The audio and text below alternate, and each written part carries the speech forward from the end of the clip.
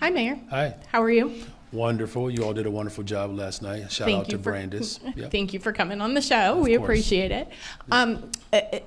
After Superintendent Snelling's press conference, I wanted to ask you to clarify the rules of engagement for Chicago police when there's an immigration enforcement activity and the police are called. Back in August, at the end of August, Superintendent Snelling said that when the police department gets those calls, they will send a supervisor to the scene to sort of assess whether there's a public safety threat. And if there is, then officers will be dispatched. Is it your understanding that that policy was followed on Saturday, and is that policy still in effect? Well, when the police department was called to arrive on the scene, they did.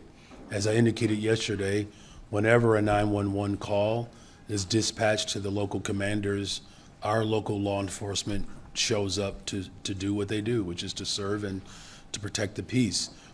The protocol that we put in place was necessary to reassure people that we are following the local ordinance while also making sure that we are fully assessing the circumstances which could ultimately lead to a full determination.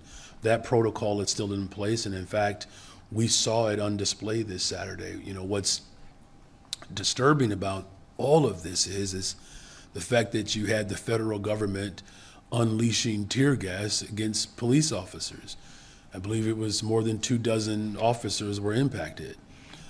This is unconscionable. The President of the United States of America is literally pitting law enforcement against law enforcement. That's not the way it's supposed to be. So that's why we had to put this clear protocol in place so that everybody knows that when our police department shows up, their first job is to make sure that that scene is protected and people are being serviced.